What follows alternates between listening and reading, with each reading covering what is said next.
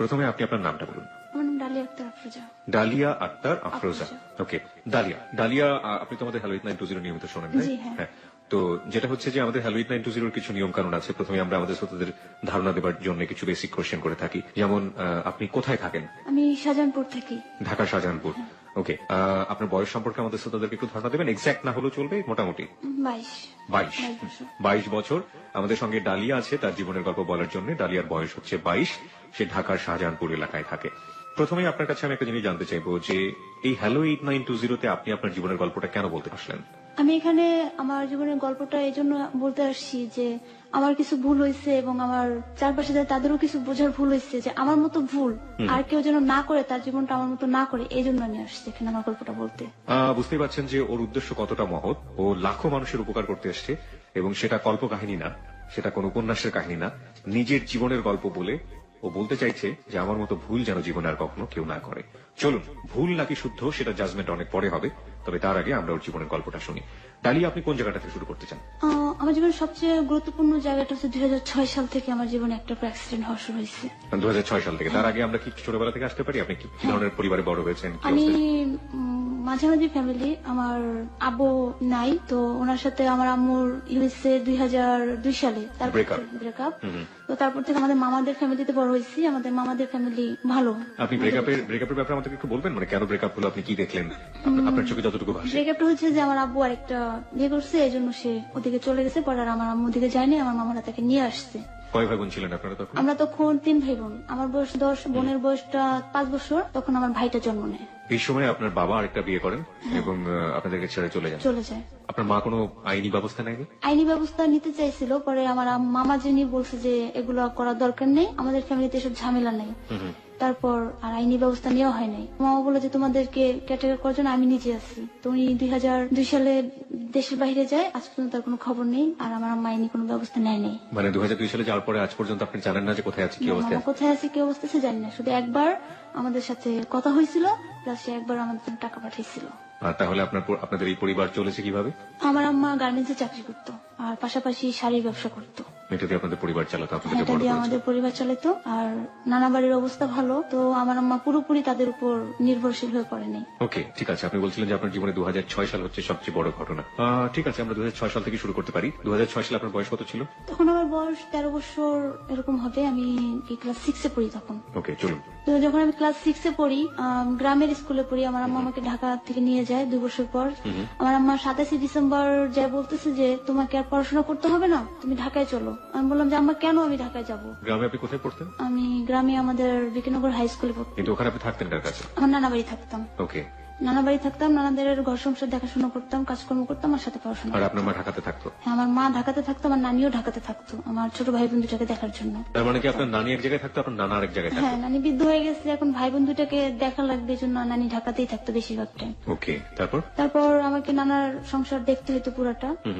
আর তাদের অনেক বড় গৃহস্থ, ওই কাজ করতাম আর পড়াশোনা করতাম। 2005-এর 27 ডিসেম্বর আমার ফাইনাল পরীক্ষা। মা যে বললো যে তোমাকে আর পড়াশোনা করতে হবে না, তুমি ঢাকায় চলো। বললাম যে মা কেন, আমি যে পড়াশোনা করতেছি আর তোমার এখানে 1 টাকা খরচও লাগতেছে না। আমার খরচ আমি সংসার থেকে বের করে নিতেছি, নানাকে অনেকভাবে হেল্প করতেছি, আর স্কুল থেকে কোনো প্রেশার আসতেছে না, কারণ ভালো পড়াশোনা করতাম। তো সমস্যাটা কি? পরে বললো যে আমার পক্ষে সম্ভব না তোমাকে পড়ানো, আমি যে টাকা বেতন পাই এই টাকায় তোমাদের 3 জনকে মানুষ করতে পারবো না, তুমি কষ্ট করো, তোমার ভাই বোন দুটাকে মানুষ করতে দাও। তখন আমি অনেক কান্নাকাটি করছি। আমার ছোট মামাটা জুড়ানি কাঠমিস্ত্রির কাজ করতো, মামাটার সাথে যোগাযোগ করতে পারিনি। আমার মা আমাকে ঢাকায় নিয়ে এসে গার্মেন্টসে ভর্তি করে দেয়। তো গার্মেন্টসে আমি কাজ যখন করি তখন অন্য মানুষকে থাকতাম, কাজ করতে পারতাম না। পারতেন? আপনার তখন বয়স কত গার্মেন্টসে যখন? তখন 13 বছর। 13 বছর বয়সে আপনাকে গার্মেন্টসে নিল? হ্যাঁ। ওকে।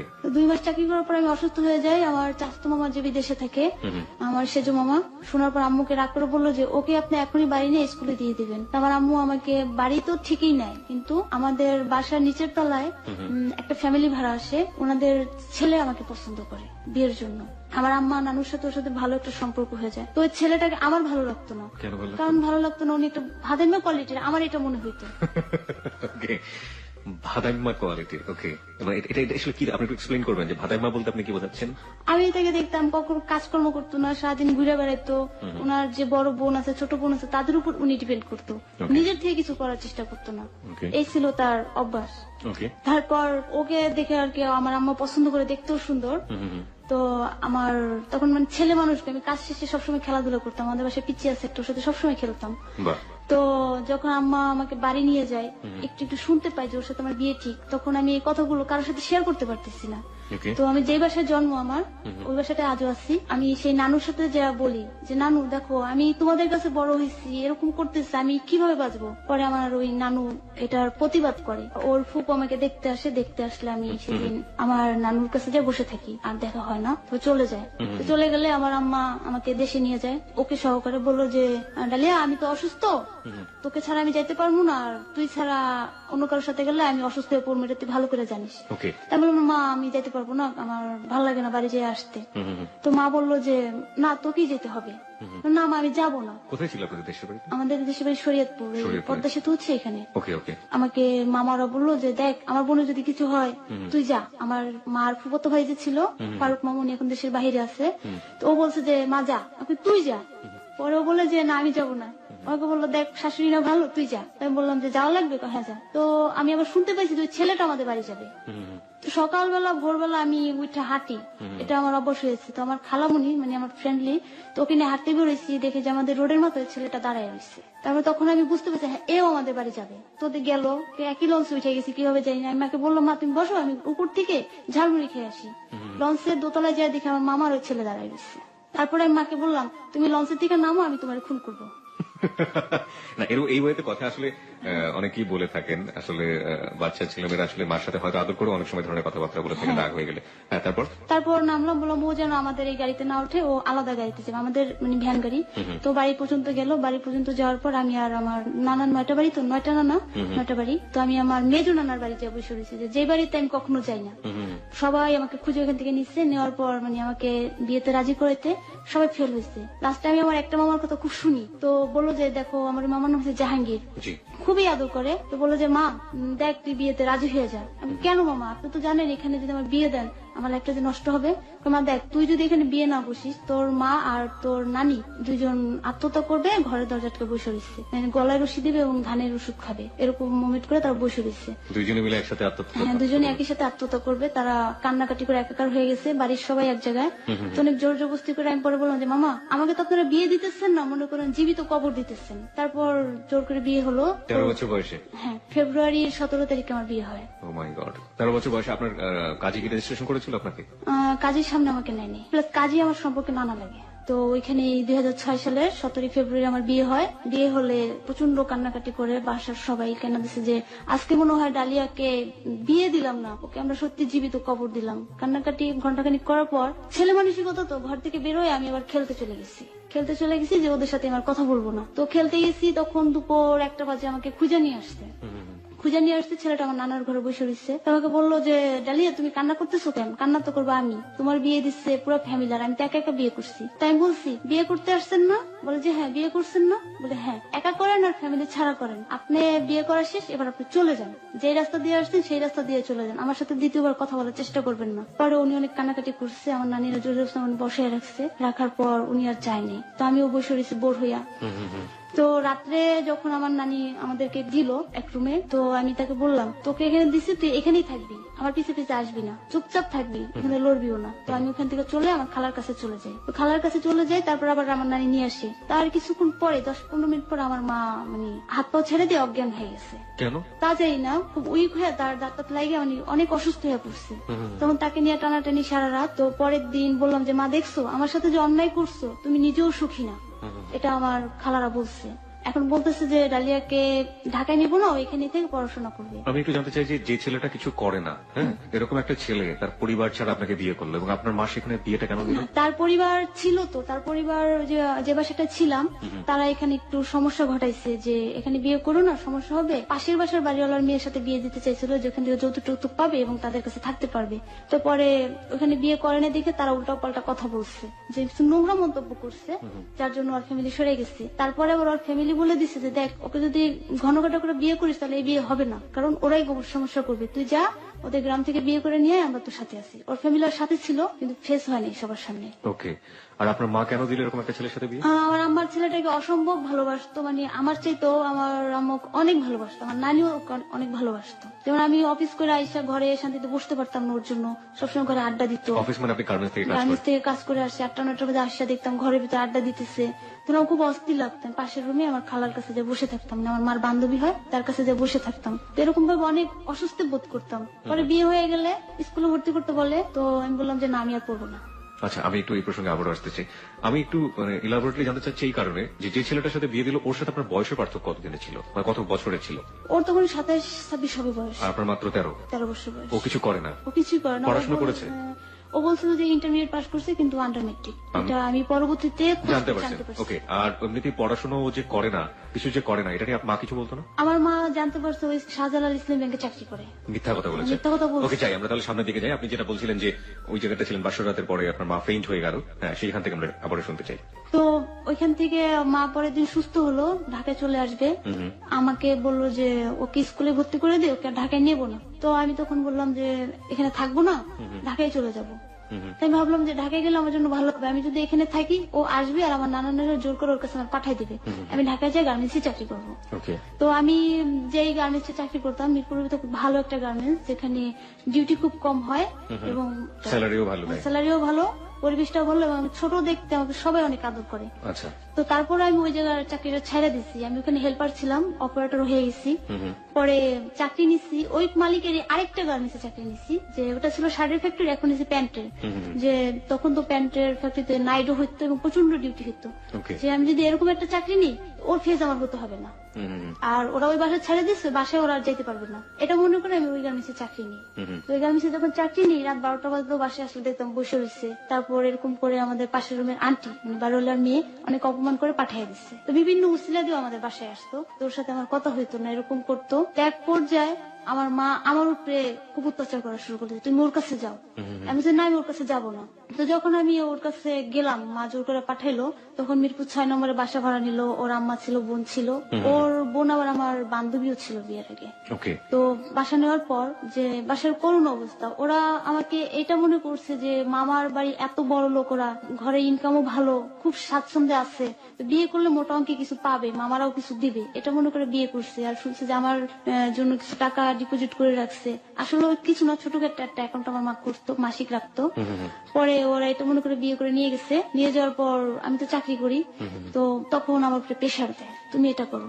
তখন আমি চাকরি করতে পারতাম না। তবে ওর মা আমাকে অনেক আদর করতো, অসম্ভব আদর করতো, যেমনি আমাকে সবসময় কোলে বসে আর নিজের হাতে তুলে খাওয়াইতো। কিন্তু এটা আসলে দেখাইতো কিনা আমি জানি না, আমি দেখছি আমাকে আদর করতো, আজও আদর করে, আজও ভালোবাসে। তো ও সারাদিন কোথায় থাকতো জানতাম না, রাত্রেও বাসায় ফিরতো না। আমার সাথে রিলেশন হওয়ার আগে ওর আবার একটা অ্যাফেয়ার ছিল আরেকজনের সাথে 5 বছর, এটা আমি জানতে পারি বিয়ের পরের দিনই।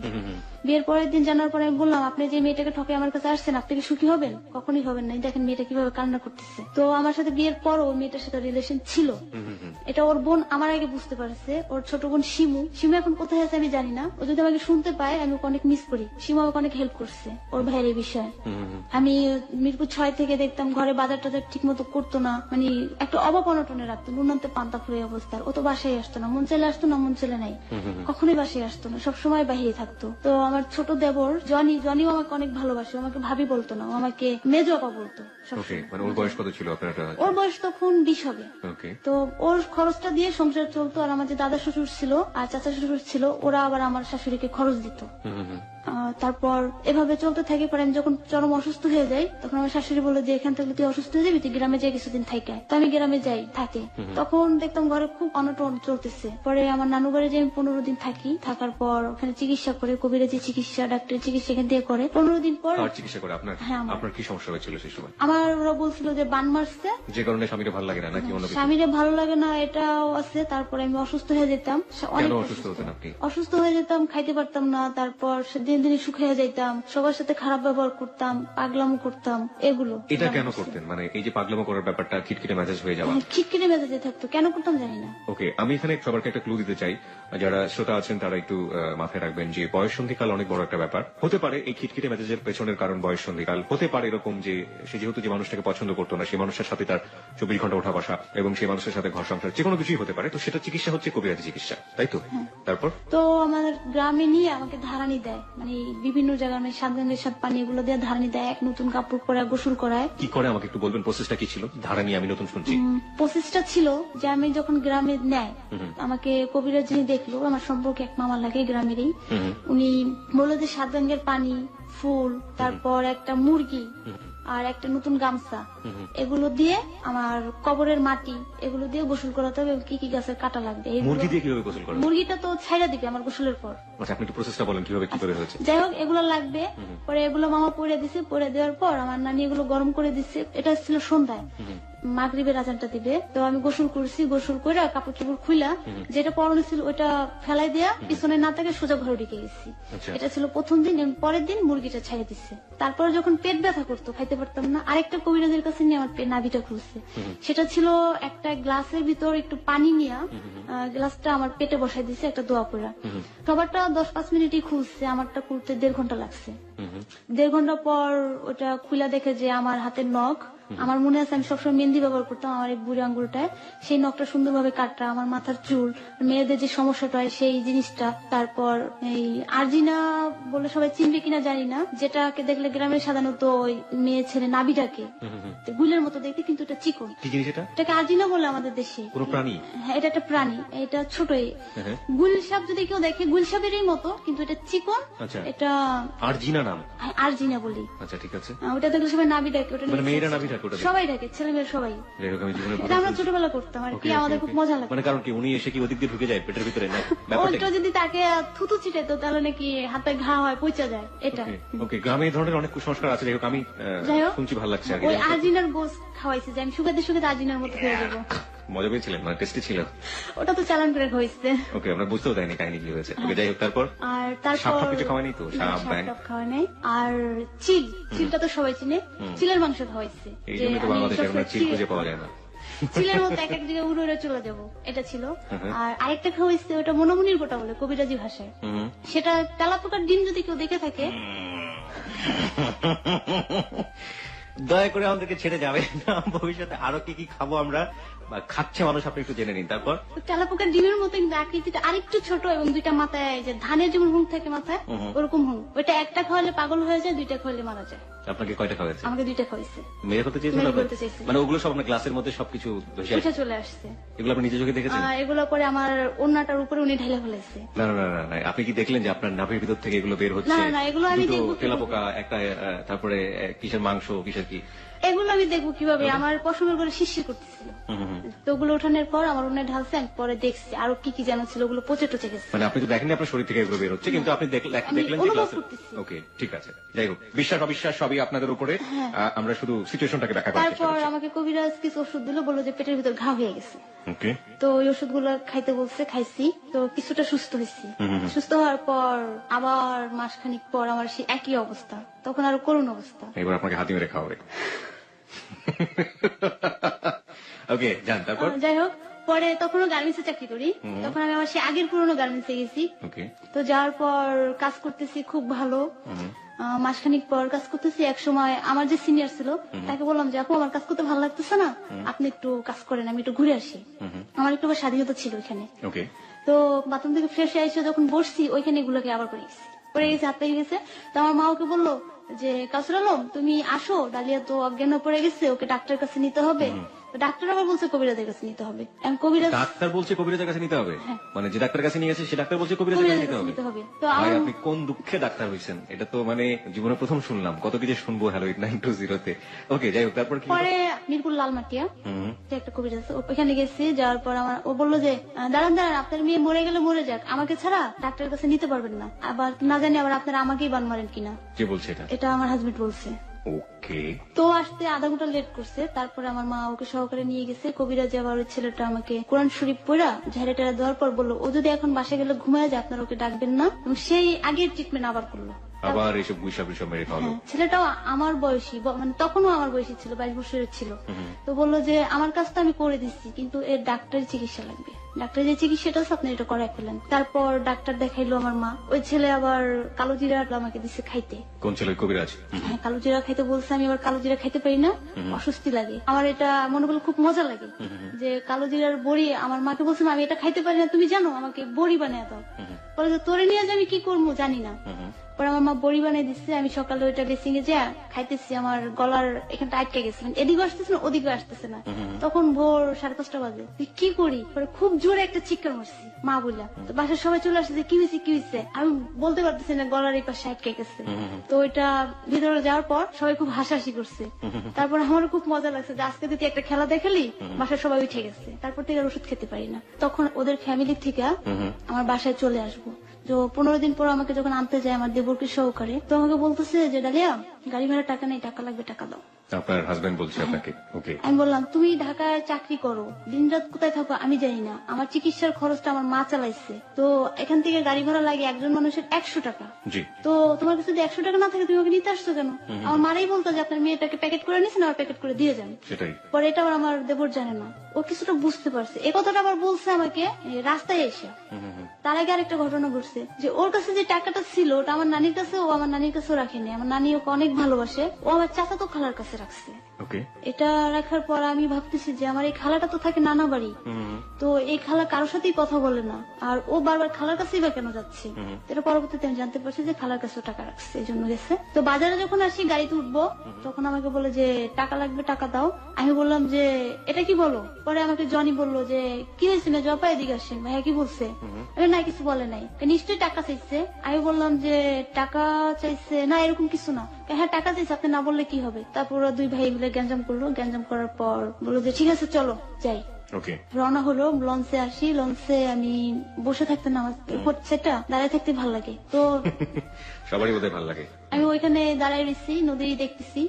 তো হঠাৎ করে একটা ফোন নিয়ে পিছন সেটে চলে গেল, আর জনি আরেক সেটে। তো বলতেছে নাও টাকা আসছে, আমার এক অফিস কলিগের সাথে দেখা হয়েছে, তো উনি আমাকে এখন টাকা দিচ্ছে, এই টাকা দিয়ে যাওয়া যাবে। তারপর সেদিন বাসায় আসলাম, 4টার দিকে বাসায় এসে পৌঁছেছি। বাসায় এসে দেখি বিশাল অবস্থা, মানে যে নুনন্তে পান্তা ফুরায় আমার শাশুড়ি, সেই জিনিসটার নাই। মনে হয় যেন এখন সে অনেক হয়ে গেছে।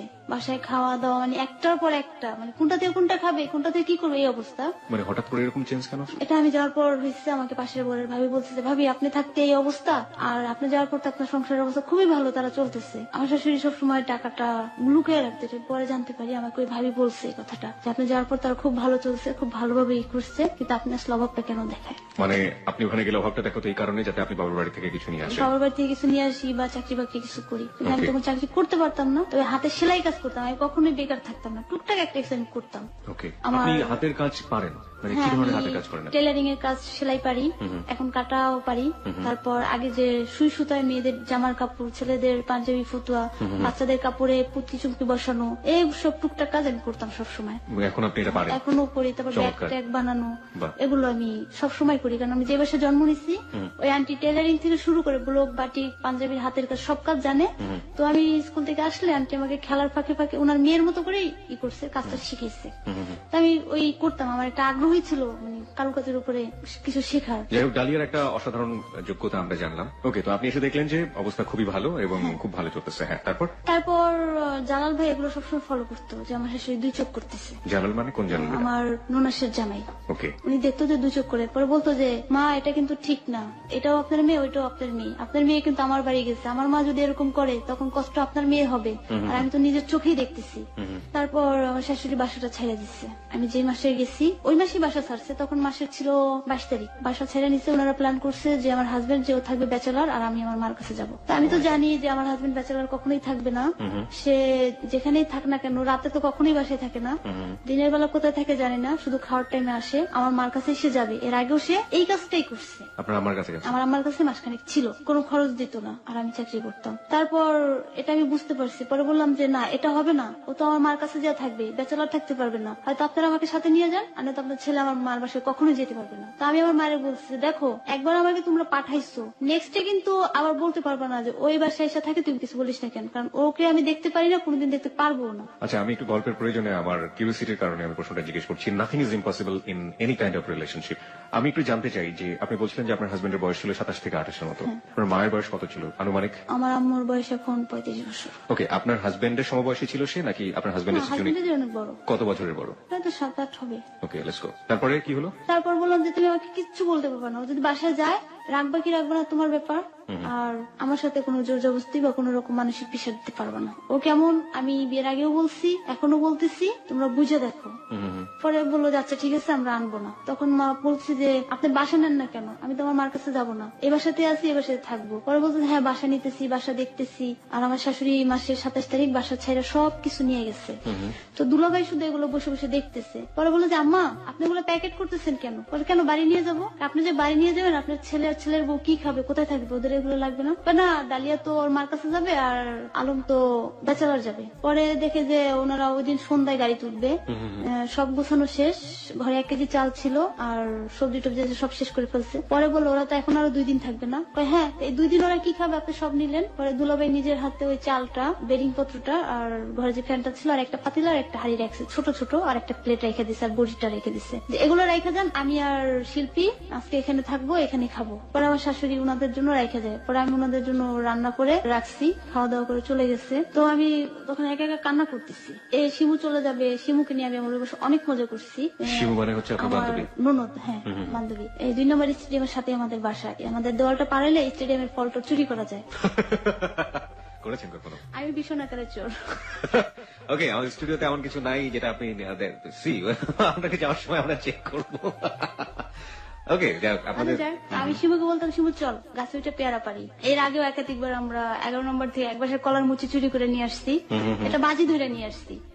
তখন বিকাল হলেই ওই দেওয়ালের উপর উঠে লবণ মরিচ মিক্স করে পেয়ারা চুরি করে খেতাম আর অনেক মজা করতাম। সকল চোরই চোর নয় বন্ধু, চোরেরা কেউ ভাবে স্বীকার করে না। ওকে আসলে দোষ দিয়ে কোনো লাভ নেই। ওকে যদি সামনে থেকে আপনারা দেখতেন তাহলে বুঝতেন যে ও আসলে, আমি তো বলবো যে মেয়ে আসলে হওয়ার জন্য আরো বয়স দরকার নয় আমার মনে হয়, যেটা 21-22 বছর কিশোরই বলতে পারি আমরা, যুবতী বলতে পারি। ওর জীবনের ঘটনাগুলো যেভাবে ঘটে গেছে আপনারা শেষ পর্যন্ত অপেক্ষা করবেন স্টোরিটা শোনার জন্য। আরেকটা কথা বারবারই বলি, জীবনের গল্পে কখনোই কোনোভাবেই অনুমান করা যায় না যে আসলে কি ঘটতে যাচ্ছে এরপরে, কারণ জীবনের গতিটা আসলে একেবারেই অপরিচিত, সবসময় থাকে। তারপর এর আগে আবার শিমুকে নিয়ে অনেক ঘটনা ঘটে গেছে, যে ও পেয়ারা চুরি করতাম, বৃষ্টি আসলে দৌড়াদৌড়ি করতাম, এলাকাটা খোলামেলা ছিল। বাসায় আপনার একই বয়সে ছিল? ও আমার একটু সিনিয়র, 3 বছরের সিনিয়র। ওকে, প্রায় সমবয়সী বলা যায়। তো এরকম চুরি করতাম আর দুষ্টামি ফেজলিমি করতাম। তো আমাদের পাশের ঘরে আন্টি আমাকে দেখলো, মা তুমি এবারে বউ নাকি? হ্যাঁ, তো তুমি বাচ্চার মেয়ে তো করো কেন? তো আমার শাশুড়ি বলতো যে এটা আমার মেয়ে, এটা আমার বউ না, ও যা খুশি তাই করো, আপনারা কেউ কিছু বলবেন না, এটা বলতো। তো একদিন বৃষ্টি হয়েছে, তো খুব ইচ্ছে করতেছে চটপটি খাবো এবং বৃষ্টিতে ভিজবো। তো এখন কি করে, আমাদের এলাকায় আবার পানি উঠে গেছে হাঁটুর উপরে। তো শিমুকে বললাম চল যাই, আমাদের মিরপুর বেরিবাদ খুবই ভালো লাগতো। তো রিক্সা নিয়ে চলে গেলাম। তখন বললাম যে শিমু তোর ডার্লিং নিয়ে চল, মানে আমার ছোট ভাই ফয়সাল, ওর বয়স তখন 5 বছর হবে। আচ্ছা ঠিক আছে। তো ফয়সাল রে বললাম যে মিরবিটার মোড়ে আস, আমরা অমুক জায়গায় যাইতেছি। সত্যি আপু? হ্যাঁ। তো শিমুর ফোনটা প্যাকেট করে রিক্সা করে যাইতেছি, যে বেরিবাদে বৃষ্টিতে ভিজে অনেক মজা করলাম। সেখানে যে নদী ছিল সেখানে গোসলও করছে আমি, শিমু, ফয়সাল। 6 নম্বর আদর্শ স্কুলের এখানে চটপটি খেয়ে বাসায় বিরা দেখে যে হাঁটু পানি, তো কি হাঁটু পানির সময় বাসায় পানি উঠে গেছে, এগুলো পরিষ্কার করলাম। তারপর যেখানে ছিলাম যে শাশুড়ি চলে গেল, তারপর বাসাও আর নেওয়া হলো না। এখন বাসায় কিচ্ছু নাই, খাওয়ার মতো কিছুই নাই, ও বাসায় আসে না, কোথায় যায় কে জানে। আমার যে টুকটাক হাতের কাজের টাকাটা ছিল, এটা আবার আমি যখন ব্যাগ চেক করি যে দেখি টাকাটা নিয়ে চলে গেছে। এখন আমার কাছে মাত্র 2-3 টাকা আছে, আর আমি কারোর কাছে চাইও খাবো না। আর আম্মুর বাসা 2 কদম সামনে, মিরপুর 6 থেকে 7। আম্মুর কাছে আমি যাবো না, কষ্ট করবো, আম্মুর কাছে যাবো না। এখন আমার অনেক ক্ষুধা লাগছে, 3 দিন হয়ে গেছে আমি কিছু খাই না। এখন আমি কি করি? পরে ভাবলাম ও হয়তো আসবে, তো আসলে আমি বলবো কিছু নিয়ে আসো। তো বাসায় সামনে ছাগলা আসছে, ছাগলার কাছ থেকে আমি 1 ফোঁটা কলমি শাক কিনছি। কলমি শাক কিনা কুইটা ধুইয়া সেদ্ধ করে রাখছি লবণ দিয়া, যে ও তো আসলে সব আনবে বা আমি আনতে বলবো, তো আর আসে না। পরে ক্ষুধা টুরে আমি ওই সেদ্ধ করা কলমি শাক গুলো খাইছি।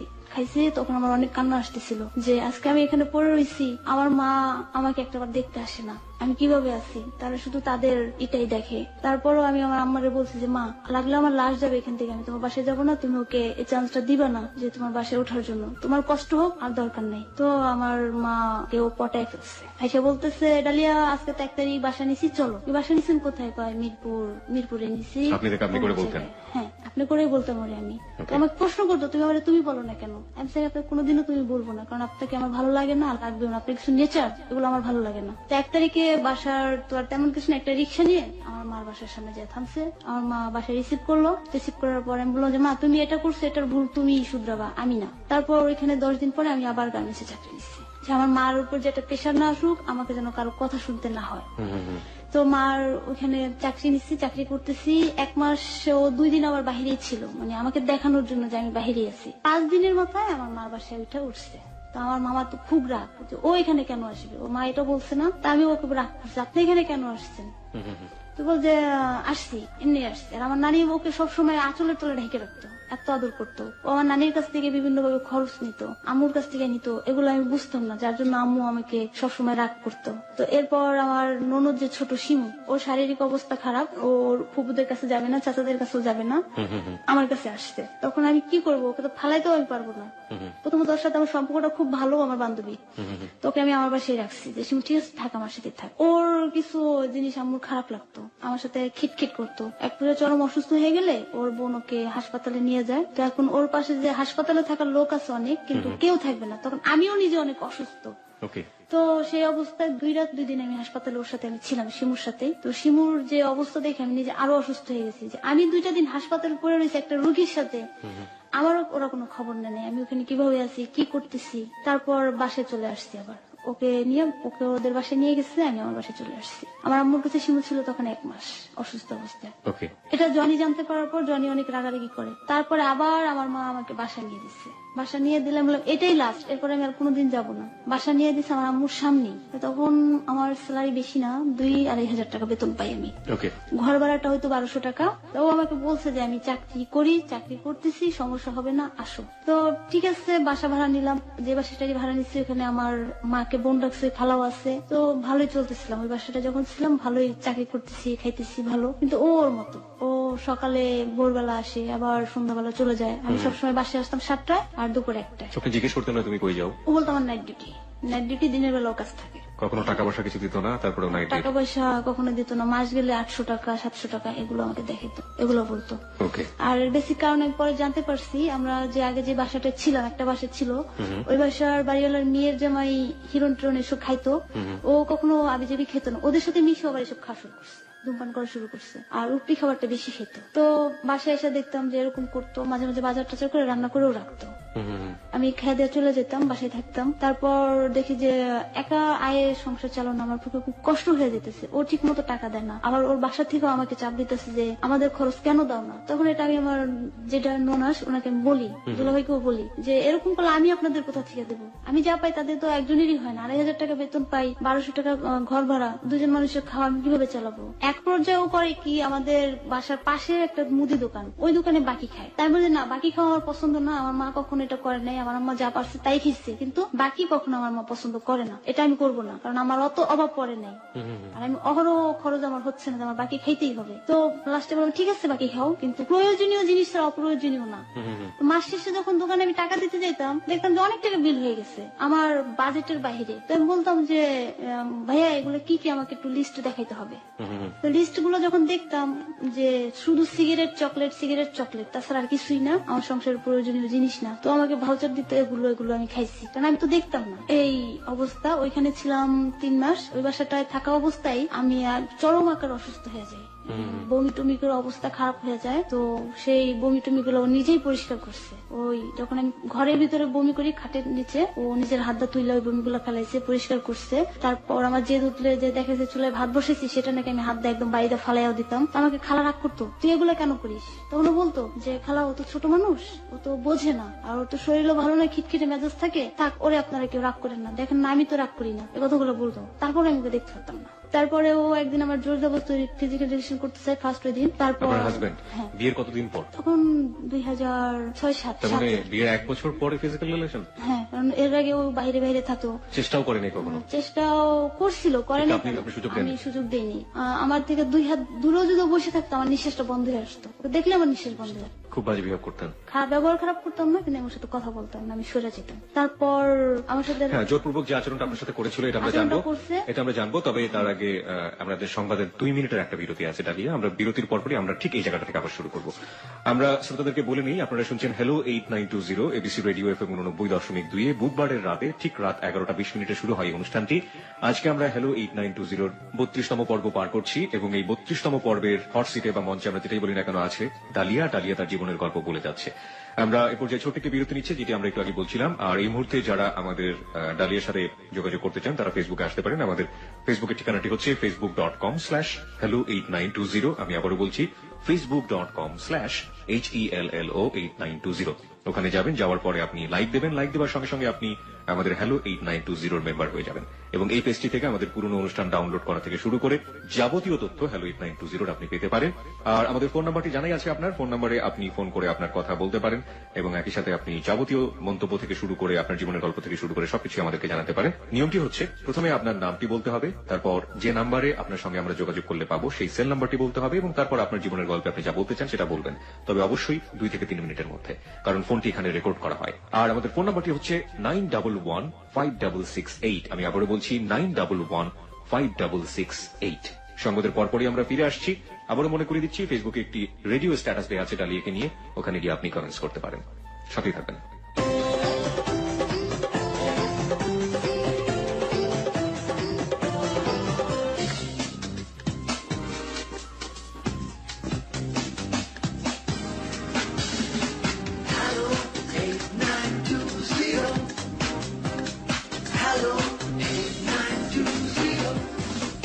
সংবাদের পর আরো একবার স্বাগত হ্যালো 8920-তে। কিবরিয়াকে আপনারা শুনছেন এবং একই সাথে কিবরিয়ার সাথে আজকে রয়েছে ডালিয়া। এবিসি রেডিও এফএম 89.2 লাখো শ্রোতাকে আরো একবার স্বাগত জানাচ্ছি হ্যালো 8920-তে। এই অনুষ্ঠানটি সম্পর্কে নতুন করে বলার কিছু নেই। আজকে আমরা 32তম পর্ব পার করছি এবং এই 32তম পর্বটি পার হয়েছে 32 জন কিংবা তারও অধিক মানুষের জীবনের গল্প নিয়ে। জীবনের গল্পগুলো যারা শুনে থাকেন তারা আসলে তাদের মতো করেই নেন। এখানে আমরা কোনো উপদেশ দিই না, কোনো জ্ঞান গর্ভ বক্তৃতা রাখি না। আমরা বিশ্বাস করি ভালো মন্দ বোঝার ক্ষমতা সবারই তার নিজ নিজ জায়গা থেকে আছে এবং ডালিয়ার জীবনের গল্পটা শোনার পর যদি আপনি আপনার জীবনে কোনো শিক্ষা নিতে পারেন সেটাই হবে হ্যালো 8920 সার্থকতা। আমি আরো একবার ফোন নাম্বার বলে দিচ্ছি এবং এই ফোনে ফোন করে আপনি আপনার জীবনের গল্প বলার জন্য আমাদের স্টুডিওতে আসতে পারেন। ফোন নাম্বারটি হচ্ছে 91156668। আমি আবারও বলছি 91156668। আমাদের ফেসবুক পেজটি হচ্ছে facebook.com/hello8920।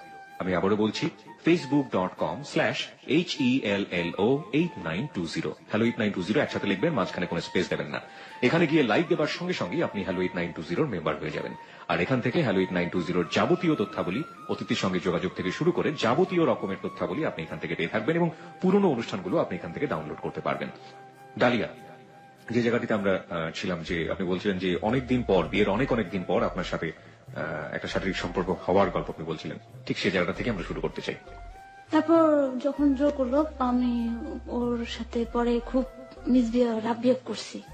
তারপর আমার গায়ে একটা থাপ্পড় দিছে। থাপ্পড় দেওয়ার পর আমি জেদের মাথা ওইটা আমার যে কাপড় রাখার আলনা ওখানে একটা কাঠ ছিল, ওই কাঠটা দিয়ে আমি 2-3টা বাড়ি দিছি। বাড়ি দিছি যেতে আমার গায়ে হাত তুললি কেন? তো বাড়ি দেওয়ার পর কিছু বলো নেই, চুপচাপ বসে রয়েছে। তো বলছে যে আপনার নাতি আমাকে মারে, আমার নানিকে বলছে। এগুলো বলার পর ও এরকমই করতো, বাসায় আসতো না, ঠিক মতো খরচ দিত না, বাইরে থাকতো। আর আমি যে বাসাটা ছিলাম ওই আন্টি আমাকে বললো যে তোমার হাজবেন্ড বাসায় থাকে না, তুমি আসার 10 মিনিট আগে এসে ও ঘুমিয়ে পড়ে। এই যে বললেন শারীরিক সম্পর্কের জন্য আপনার এত অত্যাচার করলো, ফার্স্ট টাইম আপনাদের কি এটা হয়েছিল সেই সময়টাতে? হ্যাঁ, তারপর 2-3 বার হয়েছে। পরে নেক্সট যে বাসাটা যখন আমি একটু স্বাভাবিক হইতেছি যে না দেখি আস্তে আস্তে ঠিক করতে পারি কিনা, দেখি না, তখন ও আস্তে আস্তে ওর যে পুরনো যে গার্লফ্রেন্ড ওর প্রতি জড়াই গেছে। আর আমাকে বলতো যে তোমাকে বিয়ে করে ভুল করছি, ওকে বিয়ে করলে আমার ভালো হইতো। তো ওই গার্লফ্রেন্ডকে আমি আর শিমু খুঁজতেও গেছি, পাইনি। যে সত্যি যদি তোরা বিয়ে করিস তাহলে বিয়ে কর, আমাদের কোনো আপত্তি নেই। এটা আমি আর শিমু চাইছি, তোরা যদি সত্যি চাই বিয়ে করে একসাথে হইতে তাহলে হোক, আমার কোনো সমস্যা নেই, আমি তোর লাগে থাকবো না। আর ওরা নাকি একবার বিয়ে করতে চাইছিল, তখন আমার নুনাস দেখে ফেলছে, ওকে এখান থেকে নিয়ে আসছে। এটা ওর নিজের মুখেরই কথা এবং আমার নুনাস বলছে। আগে যে বাজার করে রান্না করতে কিছুই করতো না। মানে শারীরিক সম্পর্কে অবস্থা হওয়ার পর থেকে পুরোটা চেঞ্জ হয়ে গেল। এখন ফুড চেঞ্জ হয়ে গেছে। এখন প্রায় সময় ও আমাকে টাকার জন্য চাপ দেয় যে তোমার মামাকে বলো আমাকে কিছু টাকা দিতে, আমি ড্রাইভিং শিখি, আমি একটা কিছু করি। আমি কখনোই বলবো না, আমি এখানে লাশ হলেও আমার মাকে বলবো না। এগুলো করতো। আমার মামা খুব কষ্ট পাইতো আমার দেখে, যার জন্য আমার মামা আমার সামনেও আসতো না। আমার মামাটা আমাকে আজও প্রশ্ন করে নাই যে ডালিয়া তুই বিয়ে করলি কেন। সবাই যে বলছে কারো কথা বিশ্বাস করে নেই, ও আমাকে কেন বললো না। আর আমার মামার প্রতি অভিযোগ যে আমার মামা জানে যে আজকে আমার বিয়ে, আমার মামা কেন বাড়িতে নাই, সে তার ফুপুর বাড়িতে ছিল। যাই হোক, অনেকগুলো কেমিস্ট্রিগত অনেকগুলো ভুল এখানে আছে। যাই হোক, তারপরে কি হলো আপনার হাজবেন্ডের সাথে? তারপর থেকে আমার মামা আমাকে ভালো করে দেখেন, আর ও আমার সাথে টাকার জন্য অত্যাচার করে, অনেক করে। তো আমি তালাক শব্দটা তখন উচ্চারণ করে যে লাগলে আমি ছেড়ে যাবো, মরে যাবো, তাও তোকে টাকা দিব না। আর মামাদের কখনো বলবোই না। তারপর একদিন আমাকে শারীরিকভাবে চর্চা করে টাকার জন্য। টর্চার করে? হ্যাঁ, টাকার জন্য ঘরের থেকে টাইনা নিয়ে আসে। তখন আমার মা শুনছে একজনের মাধ্যমে। আমার মামার এক বন্ধু ছিল, উনি আমার বাসায় খবর পাঠাইছে, আমার মা আমাকে দেখতে আসেনি। তখন আমার খালা ঢাকায় ছিল, আমার খালা নানিকে পাঠাইছে, আমার নানি এসে আমাকে নিয়ে যায়। তখন আমার শরীরে প্রচন্ড আকারে জ্বর, বাসায় কেউ ছিল না। আমাকে এক গ্লাস পানি দিচ্ছে বাড়িওয়ালার ছোট্ট একটা মেয়ে, 7 বছর বয়স ও। তো বাসায় গেলে আমার আম্মা কথা বলে না, আমি কান্না করে দিলে আমার মামার বুকে জড়াই দেয়, মা তুই কান্দোস কেন, তোর কি হয়েছে, তুই আমার কিছু ক। কি ধরনের অত্যাচার করেছিল আপনার সাথে? আমাকে মারধর করছে, হাত ধরে খাটের থেকে টাইনা নামাইয়া গেট পর্যন্ত নিয়ে গেছে। এরকম করার পর অসুস্থ খুব কষ্ট লাগছে। পরে মামারে বলছি, কয় যে ঠিক আছে তুই ওর কাছে যাই না। মামা একটা বকা দিছে। তারপর ও আমাকে মারতো সব সময়, এমন ভাবে মারতো যেন আমার শরীরে কোথাও স্পট না পড়ে আর বোঝা না যায়। কিভাবে মারতো মানে কি সেগুলো? গলাটা চাইপা ধরতো, কিন্তু গলার ডোরটা চেপে ধরতো, মুখ চেপে গলার ডোরটা চেপে ধরতো, হাত পা একদম চাপাই ফেলতো, তাই আমি লড়তে না পারি। তারপর এরকম আরেকদিন করতেছিল, ও আমাকে সেদিন অফিস ছুটি, আমার অফ ডে, বাসায় দিচ্ছি, কোথায় যেন গেছে, জ্বর শুয়ে দিচ্ছি। ও আবার সেই টাকার জন্য আমাকে মারতেছে। এখন আমি কিছু করতে পারতেছি না। আমি যখন উঠে চলে যেতে দিচ্ছি তখন ও বাসায় তো কেউ নেই। আমাকে হাত পা বাইধা একদম এক চিপাই নিয়ে খাটের উপর ফেলে গলার ঢোটা চিপা ধরছে। এর ভিতরে আমার নানি চলে আসছে। পরে আমার নানি বলছে যে আমার নাতিনি তোর কাছে দিচ্ছি এই জন্য দেয়নি। তারপরে আমি বলছি যে আমি তোকে তালাক দিলাম, আজকে থেকে তোর সাথে আমার সম্পর্ক নাই, তুই আর কখনো আমার লাইফে আসবি না। তারপর বলে ঠিক আছে যা। পরে ওর ভাই বলছে যে তুই যে কাজটা করছিস, ওর বোনও বলছে তোকে আমার ভাই বলতে ঘৃণা করতেছে। ওইখানেই সম্পর্ক শেষ করে আমি আলাদা হয়ে মার কাছে চলে যাই। তারপর থেকে মার কাছে থেকে চাকরি বাকরি করি। তারপর থেকে ও প্রায় সময় বাসার সামনে আসতে এরকম করতো। এক পর্যায়ে ফ্যামিলি নিয়েও আসে। আসার পর আমি বলছি যে আমি যে আপনার ছেলের কাছে যাবো, আমার লাইফে কোনো সিকিউরিটি নেই, আপনি দিবেন, আজ বাদে কালকে আপনি চলে যাবেন, আমি কোন ভরসায় যাবো? যার হাজবেন্ড নাই তার কেউ নেই। তারপর আর আমাকে জোর জবরদস্তি কেউ করেনি। তারপর না করে দেওয়ার পর চলে গেল। প্রায় সময় বাসার সামনে এসে ঘুরঘুর করতো, কান্নাকাটি করতো। আমি ওদের ফিরেও তাকাইতাম না। ও এক রাস্তা আসলে আমি আরেক রাস্তায় আসতাম। তো একদিন ও আমার হাত ধরে টান দিছে। তারপর ওকে রাগ করার পর আমার হাত ছেড়ে দিয়ে চলে গেছে। তারপর থেকে আমি ওর সাথে আর কখনো যোগাযোগ করার চেষ্টা করি। মাঝখানে একবার আমাদের বাড়ি গেছে। বাড়ি যাওয়ার পর ও আমাকে বলতেছে তুমি চাকরি করবো, আমিও চাকরি করবো, দুজনের সংসার চলবো। আর আমার নানারা বলছে যে না, আমার নাতি চাকরি করবে না, তুমি যদি পুরোপুরি ওকে ভারবন করতে পারো তাহলে নিয়ে যাও, তা নাহলে না। যদি এটা পারো কালকের মধ্যে আসবে, আর কালকের মধ্যে যদি না আসো আর আমাদের সাথে যোগাযোগ করবা না। পরে সে ওই বাড়ি থেকে চলে আসলে আর 2 দিন পর যোগাযোগ করে না। আমাকে প্রতি সাহসটা যে বলো তুমি চাকরি করবা, তাহলে আমি তোমাকে নিয়ে আসি। তা আমি তাকে বলছি যে আমি তো আপনার কাছে কোনোদিনও যাবো না। এই কথাটা বলে আপনি সাহস পেলেন কোথেকে? তারপরে ওর সাথে যোগাযোগ করিনি। যোগাযোগ না করার পর আমি গার্মেন্টস আবার সুন্দর মতো চাকরি করতেছি। তো দেখলাম যে গার্মেন্টস এর কাজকর্ম আমি তো ভালোই পারি, আমি যদি পড়াশোনা করি এখানে আরো ভালো কিছু করতে পারবো। তারপর ইচ্ছা শক্তি জাগলো যে আমি পড়াশোনাটা করবো। তারপর আমার মাকে বলে আমি স্কুলে ভর্তি হই, পড়াশোনাটাও চালায়া যাই। কোন ক্লাসে? এই উন্মুক্ত থেকে এসএসসি দেওয়ার জন্য। ওকে ওকে। চাকরির পাশাপাশি। তারপর যেখানে চাকরি করি ওখানে বৃহস্পতিবার ছুটি, শুক্রবার ছুটি না। তাদেরকে আমি বলি, তারাও আমার এটাও মাইনা নেয়। ঠিক আছে দাও, তোমার শুক্রবার ছুটি, বৃহস্পতিবার দিন হাফ বেলা খোলা থাকলে কইরো। তারপর আমাকে যে মার্কেটিংটা অফার দেয়, তো আমি ভাবলাম ভালোই তো হয়। সবাই আমাকে বুঝাইতো তুমি কিছু পুঁজি করো, সব উড়াই ফেলতাম না। আমি একটু ভাদাইমা কোয়ালিটির টাকা খরচ করে ফেলতাম বেশি। আমার বান্ধবীদের নিয়ে বের হলে দেখা গেছে যেদিন স্যালারি পেয়েছি 1/2 টাকা 2 বান্ধবী খাইতে খেতে শেষ করে ফেলছি, ওরটাও আমারটাও, দুজনেরটা শেষ করে ফেলছি। তো সবাই আমাদের বুঝাইতো। তারপর আমার ওটা ভালো লাগছে, মার্কেটিং প্ল্যানটা ভালো লাগার পর আমি ওখানে যোগ দিই। তারপর পাশাপাশি কাজ করতে করতে এক সময় আমি চিন্তা করলাম ফুল টাইম কাজ করবো। ফুল টাইম কাজ করতে গেলে আমার কিছু পুঁজি লাগবে। যে জায়গায় চাকরি করি ওখান থেকে চাকরি আরেক জায়গায় চাকরি করলাম, তার ডাবল স্যালারিতে। ওটাও কি গার্মেন্টস ছিল? ওটাও গার্মেন্টস ছিল। তো কিছু টাকা পুঁজি করে আমি চাকরি ছেড়ে দিয়া ফুল টাইম এটা করতে থাকি। এটা করতে করতে যে আগের গার্মেন্টস আমার যে বান্ধবী ছিল একটা, ওদের ফ্যামিলির সাথে একটা ভালো রিলেশন। ও ওর আমি আমার বর্তমান লাইফে চলে আসছি। জি, ওদের সাথে ভালো রিলেশন, ওর ভাই আবার মিডিয়ায় কাজ করে। আমি একটু জানতে চাই বর্তমান লাইফে আসার আগে আপনার হাজবেন্ড কি আপনি এভাবেই রেখে দিলেন, তালাক দিয়ে? তাকে আমি ডিভোর্স দিয়ে দিলাম, ডিভোর্সটা কি আপনি হাতে কলমে দিলেন? মৌখিক ভাবে দিয়ে দিচ্ছি। শুধু মৌখিক ভাবে দিলেন? মৌখিক ভাবে দিল, সে প্রায় 4 বছর আমার কোনো খবর নেয় না। ওকে, যাই হোক, আমরা প্রসঙ্গে পরে যাচ্ছি। মানে মৌখিক ভাবে আপনি ডিভোর্সটা দিলেন, হ্যাঁ। এবার আপনি বর্তমান লাইফে আসছেন। ওকে, বলেন। আমার বান্ধবীর ফ্যামিলির সাথে ভালো একটা সম্পর্ক। ওর যে ভাই মিডিয়ায় কাজ করে, কাজ করার পর বলে যে তুই একটু ওনার সাথে কথা বল, আমি তো ওনার শুটিং ছেড়ে চলে আসছি, তো আমার লজ্জা লাগতেছে, তুই কিছু বলে দে। তো আমি মাসুম আঙ্কেলকে কথা বলি। মাসুম আঙ্কেলটাকে? ওই প্রযোজক, ওকে। ও জানার কাজ করতে মিউজিক ভিডিও। তো মাসুম আঙ্কেল খুব ভালো কথা বলতো। মাঝখানে 3 মাস কথা বলার পর ওনার সাথে আমার যোগাযোগ বিচ্ছিন্ন, পর ওনার ওয়াইফের সাথে কথা হয়েছে। তারপর মাসুম আঙ্কেলের সাথে যোগাযোগ করে প্রথম ওনার সাথে আমার অফিসের নিচে দেখা হয় মালিবাগ। উনি আমাকে প্রশ্ন করে, তুমি কি মিডিয়ার সাথে জড়িত বা কাজ করতে চাও? আমি বললাম যে না, ভালো লাগে, ইচ্ছে করে। আমি কি না, ভালো লাগে না, ইচ্ছে করে না, ভালো, মিডিয়াটা ভালো না, যেটা করতেছো এটা করো। উনি মিডিয়াতে কাজ করলেন এবং বলছেন যে মিডিয়াটা ভালো না। হ্যাঁ, মেয়েদের জন্য ভালো না, এটা উনি আমাকে বলছে। আচ্ছা। উনি আমার মেয়ের দৃষ্টিকে দেখতো। হুম। তো তার আবার 4 মাস পর আমার বাসার পাশেই ওরা শুটিং করতেছিল। আঙ্কেল বলতেছে যে ডালিয়া, আমিও তোমাদের বাসার পাশে চলে আসছি শুটিং এ, তোমার আসো, দেখে যাও শুটিং কিরকম, দেখে যাও, ভালো লাগবে। তো সেদিন আমার হাতে একটু সময় ছিল, আমি বললাম, ঠিক আছে আঙ্কেল, আমি আসতেছি। তাই আমি অফিসে যে অবস্থায় আসছি ওই অবস্থায় চলে গেলাম। আঙ্কেল আমাকে রিসিভ করলো, রিসিভে করার পর ভিতরে নিয়ে চা খাওয়ার পর বললো যে ওই রুমে যা বসো, কারোর সাথে বেশি কথা বলার দরকার নেই, আমি ডাকলে তুমি আমার সাথে কথা বলো, কারোর যাওয়ার দরকার নেই। তো যাওয়ার পর মেকআপ, আমার ভয় ভয় লাগতেছিল যে কোথায় আসলাম, কি, কাউকে তো চিনি না একমাত্র আঙ্কেলদের ছাড়া। পরে আমি মেকআপ রুমে গেলাম, যিনি ছিল মেকআপ ম্যান, ওনাকে আবার আমি চিনে ফেলছি। চিনে ফেলছি যে আমি যখন আমার একজন কলিগের সাথে কাজ করতেছিলাম সাভারে, তো আমার ওইখানে এক ভাইয়া হয় অনেক সিনিয়র, উনি আবার একটা ফিলার করছিল এতিম বাচ্চাদের নিয়ে, এইচআইভি সম্পর্কে, এই দুইটা নিয়ে। ফিলার মানে ফিল্ম না, ছোটখাটো একটা কাজ বলে, যেটা এইচআইভি নিয়ে আর এতিম বাচ্চাদেরকে নিয়ে। তো তখন আমি আবার ওই মেকআপ ম্যানকে দেখছি, তখন ওনার সাথে ফিলার বলে। হ্যাঁ, ফিলার বলে। ওকে, আমি I am not used to with that kind of word. যাই হোক, কোন একটা মানে ভিডিও কিছু একটা হ্যাঁ, করেছিল তো? ভিডিও ওকে, মানে কিছু ওকে। অনুষ্ঠানে তার করছে প্রচার করার জন্য, বাহিরের দেশে দিবে। তখন আমি আবার ওই মেকআপ ম্যানকে দেখছি। ওকে, দেখার পর কথা বলছি, উনি আমাকে মেয়ে ডাকছে। তাকে দেখার পর ভিতরে একটু সাহস আসলো যে না, একজন পরিচিত আছে। তো ওইখানেই বসে রইলাম। মাসুম আঙ্কেল ওনাদের যে নাটকে যে মহরত করবে, তখন আমাকে ডাকছে। সবাই গেছে নিচে, সবার সাথে সবার পরিচয় করাই দিল। নাটকটা শুরু করার আগে আমাকে ডাকছে, ডালিয়া বাহিরে আসো তো, একটু ফ্রেশ হয়ে আসো, মাথাটা আশ্রয় আসো, আর তোমার ব্যাগটা নিয়েই আসো। আমি বললাম ঠিক আছে, আসতেছি। ওকে। আসার পর বললো যে আসলে তোমাকে ডাকছি, একটা শর্ট নিবো, দেখবো যে তোমার ক্যামেরায় কেমন আসে। আর এটা আমাদের নাটকের প্রথম শর্ট। তো আমাকে বলে দিল যে কি করতে হবে, ধরো তুমি তোমার বয়ফ্রেন্ডের সাথে দেখা করতেছো, মার্কেটে যেতে খুব তাড়ায় আসো, আর একজন লোক বাসা দেখতে আসছে, তার দৃষ্টিটা তোমার উপর পড়বে, তুমি বিরক্ত করে একটা ভাব করবা, এই বললো। ঠিক আছে, গেলাম, নিচে গেলাম। যাওয়ার পর আমাকে আঙ্কেল ভাই এখানে দাঁড়াও। তারপর যে ক্যামেরাটা নিয়ে যায়, উনি যাচ্ছে, হঠাৎ করে একটা লোক আসলো সামনে। আইসা আমার দিকে তাকে বলতেছে যে তুমি কখনো প্রেম করছো? প্রেম করলে মনে করো বয়ফ্রেন্ডের সাথে দেখা করতে যাইতেছো, সময় শর্ট, গাড়ি পেতেছো না, খুব তারাই আসছো, আর পাশের থেকে কিছু লোক আসতেছে বাসা দেখতে, এখন তারা বাসা থেকে তোমার দিকে তাকাইছে, তুমি বিরক্ত করে একটা ভাবনা রিক্সা নিয়ে চলে যাবা।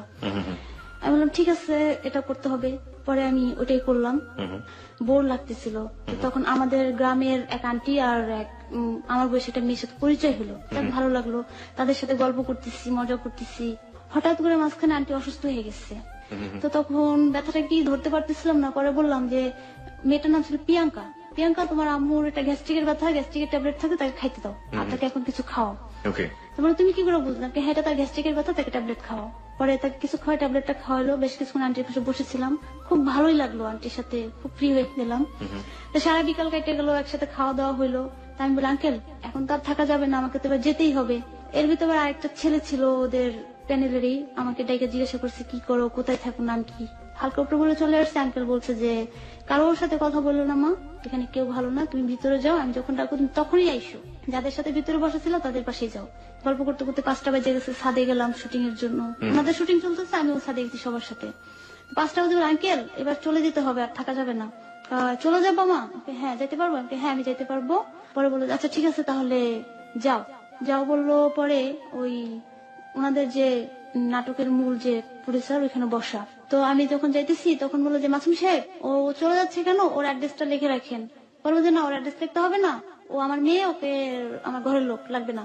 না তারপরে লেখে না, সবসময় তো মাথায় থাকে না, অ্যাড্রেসটা যদি থাকে তাহলে কাজে লাগবে। পরে আমার ঠিকানাটা, আমার নামটা রাখলো। তো যখন ফর্ম ফিল আপ করতেছে তখনই আর কি পরিচয় হয়ে গেল যে আমার দেশে এই প্রিয়াঙ্কার কে বলবো, তো প্রিয়াঙ্কা তোমাদের সাথে তো যাইতে পারে, একই জায়গায় বাসা, আলাদা যাও কি দরকার, তোমার যাওয়ার দরকার নেই, 2 মিনিট বসো, আমরা একসাথে যাই। 20 মিনিট পরে গাড়ি নিয়ে বের হলো। বের হওয়ার পর রাস্তায় অনেক কথা হলো। প্রিয়াঙ্কার আমার সামনে সিটে ছিল, আমরা দুজন দুই পাশে, আর উনি ছিল মানে প্রিয়াঙ্কার যে ভাইয়ের বন্ধু, উনি মাঝখানে ছিল। তো চলে যাওয়ার পথে প্রিয়াঙ্কার আম্মা আবার রাস্তায় অসুস্থ, এখন তারা ডাক্তারের কাছে যাবে। যাওয়ার পর যেখানে যাবে সেটা তারা চিনে না, তো লোকেশন বলে আমি সেটা চিনে ফেলছি। বললাম ঠিক আছে আমি চিনি, চলে নিয়ে গেলাম। সেখানে ও রাত্র হয়ে গেছে 10টা। বাসায় তো টেনশন করতেছে। আমি ডাক্তার কাছে যাওয়ার পর বললাম যে আচ্ছা আমি এখন না হয় চলে যাই, আমার তো দেরি হয়ে যায়, বাসা পাশেই আছে। বললো যে না, এত তুমি একা যাও, আমরা তোমাকে দিয়ে আসবো। দিয়ে আসার পর উনি আমার ডিটেলস জানলো, ওই প্রিয়াঙ্কার ভাইয়ের বন্ধু। হঠাৎ করে আমাকে 10টার দিকে ফোন আসে। ফোন আসার পর বলতেছে কি হ্যালো কেমন আছো। আমি হয়ে গেছি যে কে আপনি? তোমার তোমার স্বামী। আপনি আমার কোন স্বামী? বলে তোমার কয়টা স্বামী? আমি বললাম যে আমার তো 9টা স্বামী ভাই, আপনার কয় নম্বর স্বামী সেটা বলেন। তোমার 9টা স্বামী, আমার একটা মানুষের কয়টা স্বামী থেকে? আমি তো জানি ছোটবেলা থেকে আমার 9টা স্বামী, আর 9টা স্বামীর ভিতর 2টা স্বামী কথা বলতে পারে না, আর একটা মারা গেছে, 2টা মারা গেছে, আপনি কয় নম্বর সেটা বলেন, আর কোন স্বামী নামও বলেন। উনি ঘুম ঘুম চোখে আমার সাথে দুষ্টামি করতেছে। তো দেওয়ার পর এরকম আমি হাসতেছি যে উনি আমার স্বামী, অথচ কয় নম্বর স্বামী বলতে পারতেছে না। আমি বারান্দায় বলতেছি, হাসতেছি। আমার নানি পাশে, তুই কার সাথে কথা বলিস? কিছুক্ষণের ভিতরে ওনার আরেকটা ফোন আসছে। আমি বললাম আমার অফিসের ফোন। আমি আপনার ফোনটা রাখেন, আমার ফোন আসছে। এখন অফিসের ফোন মনে করে রিসিভ করে দিই যে ওনাদের প্যানেলে যে কথা বলছিল যে লোক, উনি আমাকে কথা বলতেছে কেমন আছো, ভালো। তো উনি আমাকে প্রপোজ করলো। প্যানেলে কথা বলেছিল কোন লোক, সেটা কোনটা? ওনাদেরই হবে, সহকারী হবে। আমি তো আর অত ভাবে চিনি না। যে তুমি কি মিডিয়ায় কাজ করবা, মিডিয়ায় কাজ করার ইচ্ছা আছে? আরো একটা ফোন এবং সে সরাসরি প্রপোজ করে বলতেছে যে মানে আমি একটু পরিষ্কার করি আমাদের শ্রোতাদের জন্য, ওরা কনফিউজ হয়ে যাবে, কারণ এত বেশি লোকজন ক্যারেক্টার এই গল্পের মধ্যে আছে। মানে আপনি যে প্যানেলে একটু আগে কাজ করে এসেছেন একদিন আগে, সেই প্যানেলের একজনের সাথেই কথা বলছিলেন আপনি, আমরা ধরে নিচ্ছি। কে ছিল সেটা আমরা একটু পরে পরিষ্কার করবো। আর আরেকটা ফোন যেটা আপনি মানে স্ট্যান্ড বাই রিসিভ করলেন, সেটা ওই প্যানেলেরই আরেকজন যে আপনাকে ফোন দিয়ে সরাসরি প্রপোজ করে বসছে। ওকে, যান তারপর। প্রপোজটা এরকম করছে যে তুমি কি মিডিয়ায় কাজ করবা, যদি কাজ করতে চাও তাহলে আমি তোমাকে সহযোগিতা করবো, উপর উঠে দেবো, আর বিনিময়ে তুমি আমাকে কি দিবা। আমি আশ্চর্য কোয়ালিটির মানুষ তো আপনি, আমার কাছে জানতে চাইছেন যে আমার ইচ্ছা আছে কিনা। আপনি আমাকে প্রপোজ করলেন, বলে যে কেন তোমার কাজ করেছি? জি না, আমি মিডিয়ায় কাজ করেছি না, আমি কাজ করতে ওইখানে যাইনি। ঠিক আছে, এবার ফোনটা রেখে দেন। পরে লাইনটা কেটে দিচ্ছে, আবার সেই ফোন আসছে, আবার রিসিভ করলাম। আমি তো হাসতেছি যে উনি আমার সাথে ফান করতেছে। এবার আমি তার টোনটা ধরে ফেলছি, তার যে ঘুম ঘুম ভাবছিল ওটা কেটে ধরছি। তাই বললাম আপনি কি অমুক ভাই? বলে যে অমুকটা কে? এটা আবার কয় নম্বর স্বামী? আগে ফান ছেড়ে দেন, আপনি কি অমুক বলে কথা বলেন না, তারপর ফোন দিয়ে না, আমি ফোনটা রাখলাম। তারপরে লাইন কেটে দিয়ে উনি আবার গ্রামীণ থেকে ফোন দিচ্ছে, ওনার যেটা আমি চিনি। এখন বলতেছে তুমি কার সাথে কথা বলতেছে হ্যান ত্যান। তো বললো যে কে ফোন দিচ্ছে? তো বললাম যে আপনাদের প্যানেলের একজন আমাকে এরকম ফোন দিচ্ছে। কি বলে তুমি কনফারেন্স করে দাও। সেটা তো আমি পারি না, এইভাবে করো। তো করলো, ওই লোকটা বুঝা যায়। তো বুঝে যাওয়ার পর আর কথা হয় না, ওইখানে ব্রেকআপ। পরে আমাকে 12টার দিকে বলে যে ডালিয়া, প্রিয়াঙ্কার আম্মুকে কিছু চেক আপ করাতে হবে, তুমি যদি একটু কাইন্ডলি নিয়ে যাইতা, আমি তো এখানে কাজে ব্যস্ত হয়ে পড়ছি, ওর ভাইও নাই, ওরা তো চিনে না। এখন আমি বললাম যে ভাইয়া বিকেলে আমার 5টার দিকে প্রোগ্রাম আছে, এখন ওইখানে গেলে আমার অনেক সময় লেগে যাবে, আমি কিভাবে কি করবো। তো বললো যে তোমার কিচ্ছু করতে হবে না, তুমি শুধু ওদেরকে যে জায়গায় ট্রিটমেন্ট করতে হবে ওই জায়গাটায় নিয়ে ছেড়ে দিয়ে আসবা। পরে 3টার দিকে চলে গেলাম। যাওয়ার পর ওইখানে ওদের সবকিছু কমপ্লিট করে দিলাম। তো এখন ওদের যে টাকাটা লাগবে বলতেছে যে ডালিয়া, মানে উনি প্রিয়াঙ্কাকে ফোন না দিয়ে আমাকে ফোন দিতেছে। ডালিয়া, ওদের যে ছেলেটা ফোন দিচ্ছে ওর নামটা একটু বলবেন? হৃদয়। আমার ভাই এই নাম ধরেই আপনি গল্পটা আগান, তাহলে আমাদের জন্য ভালো হবে। তো হৃদয় ফোন দিয়ে বলতেছে ডালিয়া, ওদের ট্রিটমেন্টে কি লাগবে না লাগবে এগুলো তুমি একটু ঠিক করে দাও, তোমার কাছে টাকা আছে কত, আর ওখানে কত টাকা লাগবে। তো আমি পরে বললাম আচ্ছা ঠিক আছে আমি করে দিতেছি। তো সবকিছু ঠিকঠাক করে দিয়ে আমি বললাম আন্টি এবার আপনারা থাকেন, আমি যাই, আমার তো কাজ আছে। তো আন্টিও আমাকে আসতে দিচ্ছে না, প্রিয়াঙ্কা আসতে দিতেছে না। তো প্রিয়াঙ্কার সাথে গল্প করতে করতে অনেক ফ্রি হয়ে গেছি। প্রিয়াঙ্কা লাইফের কথা আমাকে বললো, শুনলাম ওর একটা অ্যাক্সিডেন্টের কথা বলছে, তারপর ওর কথা বলছে যে ওকে হৃদয় ভাই ওকে পছন্দ করে কিন্তু প্রিয়াঙ্কা ওকে পছন্দ করে না, কিন্তু এখন দুজনেই এমনি ফ্রেন্ডের মধ্যে হালকা পাতলা কথা বলে। তো 5টা বেজে যায়, আবার আমি ফোন দিয়ে ভাই আমি চলে যাই। বলে যে না আরেকটু বসো, আমি আসতেছি। হৃদয় ভাই আমার অনুষ্ঠানের সমস্যা হয়ে যাবে, আর এই অনুষ্ঠানটা যদি মিস করি আমার সমস্যা হবে, অফিসের অনেক সমস্যা হয়ে যাবে। বলে যে একটু বসো। তো আমি জানি 6টা বাজে অনুষ্ঠান আমার শুরু করতেই হবে, 5টায় টাইম দেওয়া। তো উনি আসতে আসতে রাত 9টা বাজে ফেলতে, সেদিন আর আমি অনুষ্ঠানে যাইতে পারিনি। আমার অনুষ্ঠানটা সমস্যা হয়েছে, তো আমার যে সহকারী ছিল উনি সেদিন অনুষ্ঠানটা চালাইয়া নিচ্ছে। তো সেদিন প্রিয়াঙ্কারা চলে যায়, তারপরে নিয়মিত এরকম কথা বলতে থাকি প্রায় সপ্তাহখানিক ওভার। হঠাৎ একদিন ফোন করে সে আমাকে তখন আমরা বন্ধু ফ্রেন্ড হয়ে গেছি, কান্না করতেছে, প্রচন্ড আকারে কান্না করতেছে। হৃদয়, হ্যাঁ, কি হয়েছে, আপনি কান্না করতেছেন কেন, কি হয়েছে? আমি কান্না করতেছি, আমার খুব কষ্ট হইতেছে। কেন কষ্ট হইতেছে সেটা তো ফোনে বলা যাবে না, সেটা সরাসরি শুনতে হবে। আমি সরাসরি শুনতে হলে তো আমি এখন আসতে পারবো না, আমি এখন কাজ নিয়ে ব্যস্ত। অনেক কান্না করতেছে, তারপরে বললাম আচ্ছা ঠিক আছে পরে শুনবো না। পর সেদিন আমার মালিবাগে কাজ থেকে, তা আমি বললো যে তা রামপুরে আসো। আমি তো রামপুরা চিনি না, রামপুরা কিভাবে যেতে হয়। তো বললো তোমার অফিসটা কোথায়? আমি বললাম মালিবাগ, তুমি ওইখানেই আসো। মালিবাগ আসলে ও আমাকে বলে যে রিক্সা নাও, রিক্সা নিয়ে রামপুরা আসো। রামপুরা যায় নামলাম, আমার কিন্তু রিসিভ করে বাসায় নিয়ে গেল। বাসায় ওর বিয়াই ছিল, টিপু ভাই ছিল আর ও ছিল। ঘর দুয়ার অগুছালো, আর ওর চোখ মুখ ফুলা হৃদয়ের। টিপুটা ওর বিয়াই ফ্রেন্ড দুইটাই। তো ঘরে বসে অনেক কান্না করলো, প্রায় আধা ঘন্টার মতো কান্না করলো ওদের সামনে। টিপু ভাই পাশের রুমে ছিল, অফিস টু বাসা তো ওদের।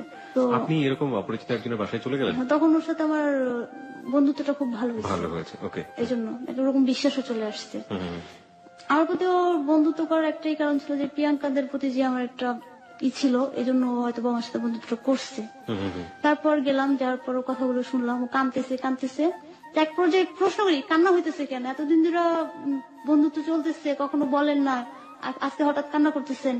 পরে বললো যে ওর গার্লফ্রেন্ড ওয়াইফ, হ্যাঁ ওর ওয়াইফ ওকে ছেড়ে চলে গেছে। হ্যাঁ, স্ত্রী। সে বিবাহিত ছিল? হ্যাঁ বিবাহিত ছিল। যে ও লাইফ থেকে চলে গেছে, ওকে এভাবে বিয়ে করছে, এখন ও আরেকজনের সাথে সম্পর্কে জড়ে আমাকে ছেড়ে চলে গেছে, ডিভোর্স লেটার পাঠিয়ে দিচ্ছে। ডিভোর্সের কাগজটা আমি কখনো দেখিনি, সেটা কি? যাক বলছে, শুনছি। তো কি হয়েছে, আপনি দিচ্ছেন? বলে যে না আমি তো দিইনি, ও তোমাকে ডিভোর্স দিছে।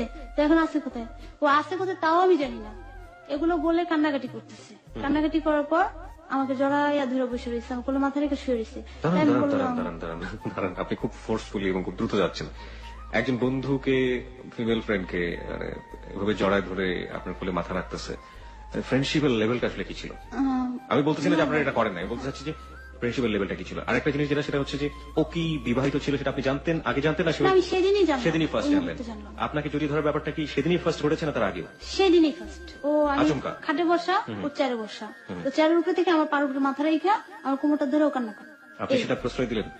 অনেক কান্না করতেছে। আপনার কিছু করার ছিল না এরকম ব্যাপার? অনেক কান্না করতেছে, হ্যাঁ। আচ্ছা। তো তারপর সব কথা বললো, বলার পর শুনলাম, পরে আমি তাকে সান্ত্বনা দিলাম যে সমস্যা নেই, আপনি যদি ডিভোর্স দেন নেই, তার ভুল বুঝতে পারলে সে চলে আসবে। তো বললো যে ডিভোর্স তো দিয়ে দিছে, ও তো আর আসবে না, ওর তো আমার সাথে যোগাযোগ করে না, ও কোথায় থাকে জানি না। আর আমিও এখন ওর জন্য কোনো কাজকর্ম করতে পারি না, কিছুই করতে পারি না, আমি স্বাভাবিক না, অস্বাভাবিক। তো তাছাড়া এখন কি করার, এখন এটা আপনার মাইনে নিতে হবে। আমি একটু আরেকটু পরিষ্কার করতে চাই আমরা, কারণ এখান থেকে স্টোরিটা অনেকটাই খটকা লাগবে সবার কাছে। আপনি আসলে যেভাবে বলছেন সেটা আপনার বলার স্টাইল। একজন মানুষ বন্ধু হলেও অপরিচিত, মানে এই জায়গাটাই তো অপরিচিত, কারণ একটা ছেলে একটা মেয়ের শরীর ছোঁয়াটা অনেক বড় একটা ব্যাপার আমাদের দেশের কালচারে। তো আপনাদের মধ্যে যে ফ্রেন্ডশিপটা ছিল সেখানে এই ধরনের বন্ধন ছিল কিনা, যে আপনি ও হঠাৎ করে করলেন এবং আপনি অপ্রস্তুত হয়ে গেলেন, যে আপনার যেভাবে বলছেন যে যেভাবে আপনাকে জড়িয়ে ধরে কাঁদছে এবং ওর বাসার মতো ওর বাসাতে নিয়ে গিয়ে, সেখানে তো আপনার এক ধরনের প্রথম গেলেন আপনি, একটা সন্দেহ হতে পারতো, এক ধরনের আশঙ্কাও হতে পারতো। আবার যে অবস্থাতে কান্নাকাটি করছে সেটা খুব আপনজন, বন্ধুত্ব তো ঠিক আছে, মানে খুব বেশি আপনজন না হলে ওই ধরনের সিচুয়েশনে ফেস করাটা যায় না। তো আপনি কি মানে মেন্টালি প্রিপেয়ার ছিলেন সেই অবস্থাটার জন্য, নাকি ওরকম করাতে আপনি ঘাবড়ে গিয়েছিলেন? প্রথম অবস্থায় ঘাবড়ে গেছি। আচ্ছা, ঘাবড়েছি, কিন্তু আপনি বাধা দেননি? না, ও চেয়ারের উপর বসে আমার পার উপরে মাথা রেখা। আপনি বাধা দেননি? বাধা দেননি, কান্না করতেছে। কেন দেননি? অনেক কান্না করতেছে, অনেক, মানে চেয়ার থেকে ভাঙিয়ে পড়ে গেছে গা, এই অবস্থা। শোনার পর আমি রুম থেকে বের হলাম। বের হওয়ার পর টিপু ভাই আবার আমাকে বললো যে আসলে ডালিয়া ও না এরকম হয়ে গেছে, কিন্তু কি করা যায় বলো। কতদিন পরে আপনি বাসায় গিয়েছিলেন এই সম্পর্কের? 15 দিন। 15 দিনের মাথায় এত দ্রুত আপনার কোলে মাথা রাখলো, ব্যাপারটা কেমন হয়ে গেল? ওকে, হোয়াটএভার যা হয় তা 15 মিনিটেই হয়। ওকে, যাই হোক, তারপর তাড়াতাড়ি মানুষের সাথে মিশে যেতে পারে। হোয়াটএভার ইট ইজ, আমরা আসলে কোনো কিছুই জীবনের গল্পে আসলে কোনো কিছুই আমরা ইকুয়েশনে বাঁধতে চাই না। আমরা মনে করি না যে আসলে 15 মাস দরকার একটা সম্পর্ক করার, 15 বছরের জন্য। আপনার ক্ষেত্রে যেটা 15 দিনে হয়েছে আমরা সেটাই বিশ্বাস করবো। ঠিক আছে, তো ওইভাবে সম্পর্ক গড়ে ফেলছে। তারপরে আমি সেদিন ও আমার কোলে মাথা রেখে অনেকক্ষণ শুয়েছিল, ওকে সান্ত্বনা দিয়ে আমি চলে আসি। চলে আসার পর তারপর থেকে একটু একটু কথা হয়, ও স্বাভাবিকভাবে কাজ করতে থাকে, আমার সাথে কথা বলতে থাকে, হাসতে থাকি, মজা করতে থাকি। এরকম করতে করতে আরেকদিন বাসায় গেলাম। না, সেদিন বাসায় যাইনি, আরেকদিন আমি আমার অফিসে যাচ্ছি, ওদের যে নাটক ওটার এডিটিং হবে। তো বলতেছে তুমি কোথায়? আমি বললাম আমার অফিসে। বলে চলো আমার নাটকের এডিটিং হবে। আমি বললাম না আমি যেতে পারবো না, আমার তো কাজ আছে। না তোমার যাইতেই হবে, না হলে আমি এডিটিং এ যাবো না। না আমি যাবো না। মাসুম আঙ্কেলকে ফোন করে বললো যে না ওর আসা দরকার নেই। আমি বললাম যে না আমি যাবো না। পরে আমার অফিসের সামনে থেকে অফিসে এসে আমাকে নিয়ে যায়, এডিটিং এর ওখানে নিয়ে যায়। নিয়ে গেলে দেখি ওদের ইটা, দেখার পর ওখানে ছিলাম সন্ধ্যা 7টা-8টা পর্যন্ত। থাকার পর আঙ্কেলটা বলতেছে আঙ্কেল 22 তারিখে তো শুটিং আছে মিউজিক ভিডিও, ওখানে কিন্তু ডালিয়াকে নিয়ে যাইতেই হবে, আর ডালিয়া যদি না যায় আমি কিন্তু এটা ক্যান্সেল করে দেবো। তা তুমি কি পাগল হয়েছো নাকি যে আমি ওকে এখানে নিয়ে যাবো? ক্যান্সেল হবে কেন? পাগলে আমি ছেড়ে দাও। আমিও আবার এই কথাটাই বলছি। বলার পর যে না ওকে তো যাইতেই হবে, ও না গেলে তো এটা হবেই না। ও আপনাকে আসলে এতটা বেশি ফিল কেন করতো, কোন দিক থেকে করতো? সেটা তো আমি তখনও বুঝিনি আপনি? বুঝিনি। Okay. আমি জানতাম ও আমার খুব ভালো ফ্রেন্ড এবং ওর কষ্টগুলো আমার সাথে শেয়ার করে। এবং আপনিও আপনার কষ্টগুলো তার সাথে শেয়ার করতে আমার পারেন। তো তখন কোনো কষ্ট নেই, আমি তো খুব হ্যাপি। আপনি আপনার পাস্ট লাইফও তখনও বলেননি তাকে? আমার পাস্ট লাইফটা আমি তখন ভুলেই গেছি। কারণ মানে আমি আপনি এটা মনেই করতে চান না? মনেই করতেছি না। কারণ কি যে ওই পাস্ট লাইফ থেকে আসার পর আমার ফ্যামিলি অত্যন্ত ভালোবাসতো আর আমাকে সবসময় স্বাভাবিক রাখতো। মাঝে মাঝে একটু চর্চা করতো আমার মা আর নানি, যখন করতো তখনই কষ্ট হইতো। এছাড়া আপনি ওটা মনে করার এছাড়া আর চেষ্টা মনে করেন? হতো না। যখন আমি মার্কেটিং এ জড়াই গেছি, 24 ঘন্টা আমার মার্কেটিং নিয়ে কাজ আর পরিকল্পনা নিয়ে কাজ, কিভাবে করা যায়। ওকে, দেন? তারপর এডিটিং এ গেলাম, 22 তারিখে শুটিংটাও ক্যান্সেল করে 19 তারিখে হওয়ার কথা। পরে লাস্টে আঙ্কেল বলে ঠিক আছে ডালিয়া তুমি চলো। আমি বললাম আমার পক্ষে কোনোভাবেই সম্ভব না। বলে তুমি বাসায় ফিরে যাবা, কোথাও আমাদের নাইট করতে হবে না, তুমি চলো। পরে ঠিক আছে আঙ্কেল যাবো। গেলাম। প্রথম দিন শুটিং হলো আমাদের রাজবাড়িতে। এটা ইসের ময়মনসিংহ নাকি বলে, ওই রাজবাড়িতে, জমিদার বাড়ি, রাজবাড়ি না, ওই বাড়িতে শুটিং হলো। শুটিং হওয়ার পর আমার মামা আমাকে ফোন দিচ্ছে ওই শুটিং স্পট থেকে, বললো যে তুমি কোথায়, তাড়াতাড়ি বাসায় আসো। এর ভিতর আবার ওই হৃদয়ের ব্যাপারটা নিয়ে আমার বাসায় একটু নাড়াচাড়া পড়ছে। কি জেনেছে বাসায় আপনার? নাড়াচাড়া পড়ছে কি আমি একটু বেশি দুষ্টামি করতাম।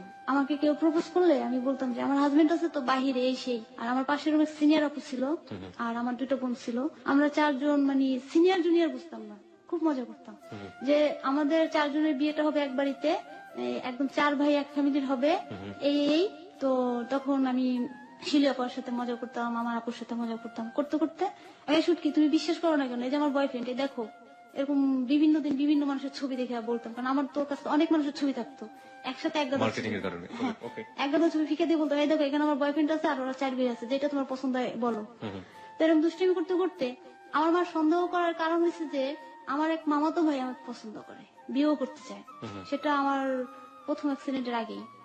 তার সাথে একবার আমার ঝগড়া হয়, হালকা পাতলা কথা কাটাকাটি। সে বলছিল যে ঢাকায় যারা থেকে তারা খারাপ। আমি তাহলে আমার মা ঢাকা থাকে, আমার মা খারাপ, আর আমার মা খারাপ মানে আমরাও খারাপ, আপনার কোনোদিন আমাদের সাথে যোগাযোগ করবেন না, এটুকু বলে সংক্ষেপ করে দিই।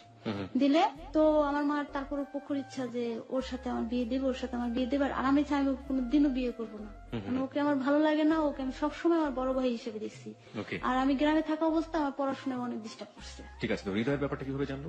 ওইটাই আমার মা পরে ওই যে মামাতো ভাইটা আবার আমাদের সাথে মার্কেটিং এ জড়ায় যায়, গেলে আমাদের সিনিয়র ছিল, সিনিয়রদের সাথে এটা শেয়ার করে যে আমি ওকে বিয়ে করবো, যদি বিয়ে করে আমি ঠিক মতো কাজ করবো, তা নাহলে আমি করবো না। তখন আমার সিনিয়ররাও আমাকে চাপ দেয়, আমার মাকে বিভিন্ন ভাবে বুঝায় যে ওর সাথে কারো অ্যাফেয়ার আছে। আসলেই কিন্তু কিছু না, আমি যতটুকু সময় পেলাম কাজ দেখতাম, নাহলে বাসায় বসে বসে টিভি দেখতাম। মানে আমার মার্কেটিং এর যে সিনিয়র আছে উনি আমার মাকে ফোন করে বললো যে আন্টি আজকে মানে ডালিয়ার বয়ফ্রেন্ড আসবে, ডালিয়া তো এখন অফিসে আসেনি। ফোন তখন আমি কন্টিনিউ চালাই না, আমি যদি অফিসে যেতে লেট করি ফোনটা আম্মুকে দিয়ে দিই, না তুমি যাও, যদি কেউ ফোন করে কথা বললো। সেই ফোন নম্বরে আমার সিনিয়র করছে কি যে পাশের রুমে যেয়া এক আঙ্কেলের নাম্বার দেন, আমার বাবার বয়সী, যে আমাকে মেয়ের মতো জানে, তার ফোন দিয়ে ফোন করে আন্টি আমার আম্মুর সাথে উল্টাপাল্টা কথা বলছে। আমার মতো রাগ, বয়ফ্রেন্ড সেজে? হ্যাঁ বয়ফ্রেন্ড সেজে। আমার মা তো পূর্ববীর সামনে যে 1 ঘন্টা, মানে সিনেমা হলের সামনে যে 1 ঘন্টা দাঁড়ায়, সিনেমা হল, হ্যাঁ ওকে, দাঁড়ায় থাকার পর কই আমার বয়ফ্রেন্ড তো কেন কেউই আসে না। তো আবার অফিসে যায়, আন্টি আসছে, বলে যে না বাবা আসেনি। বাসায় যায় তো আমার মা আমাকে অনেক রাগ করছে। আমি হাসতেছি, বোকার মতো শুধু হাসতেছি, মা তোমার মাথা ঠিক আছে, মা তোমার মাথা ঠিক আছে, আমার যদি কোনো গেস্ট আসে আমি কি বাসায় বসে বসে ঘুমাবো, আমি কি টিভি দেখবো বলো, আমাদের সামনে পরীক্ষা, আমার পড়া আছে, কিন্তু আমি ঘুমাইতেছি, আমার গেস্ট আছে, আমার চিন্তা নাই, তুই মিথ্যা কথা বলতেছো। এই নাম্বার এই যে। পরে আমি দেখলাম, দেখার পর ফোন দিছি, ফোন দেওয়ার পর ওই পাশ থেকে কোনো কথা আসে না, আমি এই পাশ থেকে কিছু কথা বলছি কড়া কড়া কণ্ঠে। পরে একদিন অফিসে যাওয়ার পর আঙ্কেল আমাদের ফিরাও তাকায় না, কান্না কান্না ভাব। কোন আঙ্কেল এটা? সিনিয়র? হ্যাঁ সিনিয়র আঙ্কেল, যার নাম্বারটা দিয়ে আমার আম্মুকে এভাবে হয়রানিটা করা হয়েছে। তো আঙ্কেল এটা সে কেন করলো আপনার সিনিয়র? এটা আমাকে করছে আম্মুর কাছে আমাকে ছোট করার জন্য, এবং আমার মামাতো ভাইয়ের সাথে যেন আমি বিয়েতে রাজি হয়ে যাই চাপ সৃষ্টি করলে, এই জন্য ওর সাথে মামাতো ভাই কি সম্পর্ক ছিল ওই সিনিয়রের সাথে? একই সাথে কাজ করতাম। That's why আপনি এই গল্পগুলো এইভাবে না ভুলে গেলে আমাদের স্ক্যাটারলি যেটা হচ্ছে আমাদের শ্রোতার ব্যাপারগুলো বুঝতে পারবেন, অনেক জটিল মনে হবে, ধামধুম করে একটা ক্যারেক্টার ঢুকে যাচ্ছে।